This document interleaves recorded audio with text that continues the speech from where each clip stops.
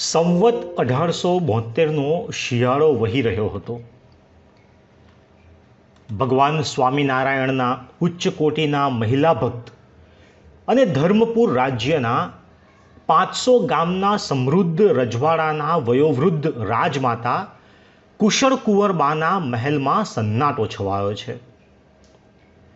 જીવ માત્ર મીઠી નિંદર માણે છે એ વેટાણે એ જ મહેલમાં અક્ષયનો નાથ પડખા ફેરવે છે. ઊંઘ નથી આવતી. આજ મોડી રાત સુધી રાજના મુસલમાન ગવૈયાઓએ તથા વૃદ્ધ દેવાનંદ મુનિએ ગામડું કરેલું, તેમાં આખી સભા મંત્રમુગ્ધ બની ગઈ હતી. મધરાત થઈ તેનો પણ ખ્યાલ ન રહ્યો. મહારાજને પોઢવાનું મોડું થયેલું. મહારાજે બાજુમાં સૂતેલા બ્રહ્મચારીને બૂમ મારી જગાડ્યા અને કહ્યું, ભૂખ લાગી છે. મહારાજ, મહેફિલ વખતે જ યાદ કરાવેલું, પણ તમે તો ટાળી જ દીધું. હવે આટલી મધરાતે જમવાનો ક્યાં મેળ પડે? તમે રાણીવાસમાં જાઓ, ત્યાં મહારાણી જાગતા હશે, અંતર્યામીએ કહ્યું. બ્રહ્મચારી ગયા. રાજમાતાના આવાસમાં દીવો બળતો હતો. હજુ હમણાં જ જીવુબા રામબાઈનો સત્સંગ કરી રાજમાતા આવ્યા હતા. બ્રહ્મચારીએ બહારણું ખખડાવ્યું. દાસી આવી. જોયું તો બ્રહ્મચારી. રાજમાતા ઊભા થયા. બ્રહ્મચારી, અત્યારે કેમ? મહારાજને ભૂખ લાગી છે, કંઈક આપો. રાજમાતા તો રાજીના રેડ થઈ ગયા. ઝટપટ બાજરાના રોટલા ઘડી કાઢ્યા ને તેમાં ઘી ભર્યું.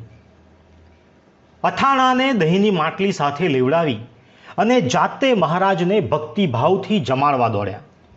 આજે મહારાજ કુશળ કુંવરબાના ભક્તિભાવને આરોગતા હતા. રાતના 2 વાગે. મધરાતના આ ભોજનમાં જાણે રાજમાતાની ભક્તિનો જ સ્વાદ આવતો હોય તેમ મહારાજ તેમની સામે હાસ્ય રેલાવતા ચતુરાઈથી જમતા હતા. રાજમાતા પણ પ્રભુની આ મૂર્તિને અંતરમાં જડી દેવા માંગતા હોય તેમ પ્રેમથી, મહિમાથી અને એકાગ્રતાથી દર્શન કરતા રહ્યા. એ જ વખતે તેમણે પોતાના અંતરમાં આ મૂર્તિને સ્થિર કરવા એક પ્રશ્ન પૂછ્યો. પ્રભુ, પત્રમાં આપે અનિર્દેશથી લેખાવિતંગ લખ્યું, તે અનિર્દેશ શું છે? રાણીને પ્રશ્ન પૂછી જ્ઞાન પ્રાપ્ત કરવું નહોતું, પણ પ્રાણપ્રિય પ્રભુની મૂર્તિને અંતરમાં કાયમ માટે જડી દેવી હતી. તેથી મહારાજે જવાબ આપવો શરૂ કર્યો. માં, આ તમારો ગઢ છે તે નિર્દેશ કહેવાય, પણ વિસ્તરેલું રાજ અનિર્દેશ ગણાય. તેમ રાજ નિર્દેશ ને પૃથ્વી અનિર્દેશ કહેવાય.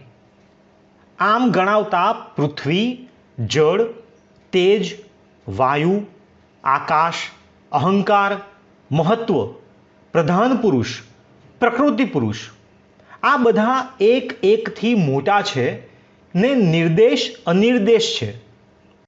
પ્રકૃતિ પુરુષથી અનંત ગણું પર, અડધો ઉર્ધ્વને પ્રમાણે રહિત એવું અમારું અક્ષરધામ તે અનિર્દેશ છે. અમે ત્યાંના વાસી છીએ. એ અનિર્દેશ એટલે કે અક્ષર બ્રહ્મ ગુણાતીતાનંદ સ્વામીની ઓળખાણથી તમને અમારી પૂરી ભાળ મળી ને અમારો સંબંધ તમને પાકો થઈ ગયો. આમ શ્રીહરિએ ખૂબ વિસ્તારથી વાત માંડી. કુશળ કુંવરબા અપલક નજરે એ મૂર્તિને નિહાળી રહ્યા, અંતરમાં ઉતારતા રહ્યા. વાત પૂરી થઈ ગઈ ત્યાં સુધીમાં એ મૂર્તિ એમણે હૈયે ધરી લીધી હતી. એમની એ ભક્તિથી શ્રીહરિ પણ પ્રસન્નતા વરસાવી રહ્યા હતા. પ્રગટ પ્રભુની મૂર્તિને હૃદયમાં ઉતારવા રૂપી ભક્તિએ મહારાજના અંતરમાં પણ સદાને માટે સ્થાન પ્રાપ્ત કરી લીધું.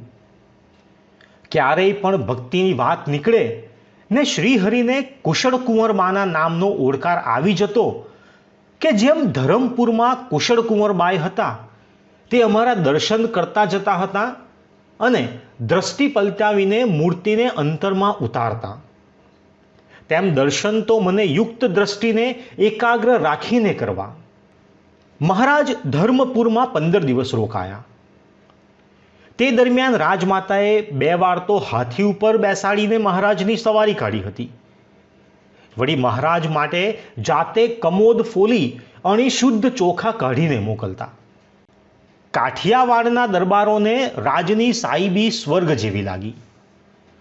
મોટી મસ્ત ઘોડશાળ, જાત જાતના ઘોડાઓ, વિરાટ શસ્ત્રાગાર, શત્રુઓને માત કરે એવા કિલ્લાઓ.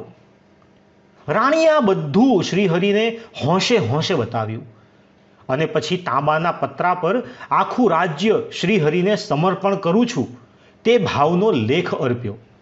ત્યારે સૌ નતમસ્તક થઈ ગયા.